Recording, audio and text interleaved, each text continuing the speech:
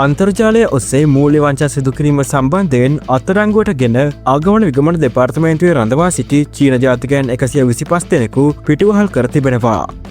ආගමන විගමන දෙපාර්තමේන්තුවේ ප්‍රකාශකයෙකු සඳහන් කළේ චීන රජය සමග සිදු කළ සාකච්ඡාවකින් අනතුරුව එරටින් එවන ලද විශේෂ ගුවන් යානයක් යොදාගෙන අදාළ පිරිස පිටුවහල් කළ බවයි.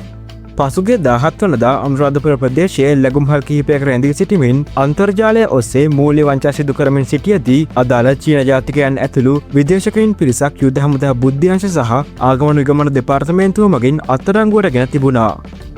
එහිදී අනාවරණය වී ඇත්තේ සංචාරක සහ ව්‍යාපාරික වීසා මත අදාළ චීන ජාතිකයින් මෙරටට පැමිණීමෙන් අනතුරුව ආගමන විගමන නීති උල්ලංඝනය කරමින් රැඳී සිට ඇති බවයි.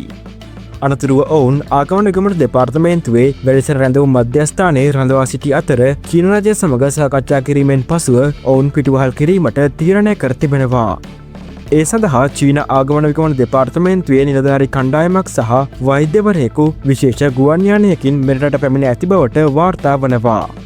ඊයේ රාත්‍රියේ අදාළ චීන ජාතිකයන් පිටුවහල් කර ඇති අතර ඔවුන් සමග මෙරට ආගමන විගමන දෙපාර්තමේන්තුවේ නිලධාරීන් 6 දෙනෙකුගෙන් යුත් කණ්ඩායමක්ද චීනය බලා පිටත්ව ගොස් ඇති බවටයි වාර්තා වන්නේ. මෙවැනි නවතම පුවත් සඳහා සබ්ස්ක්‍රයිබ් කර රැඳී සිටින්න අප සමග.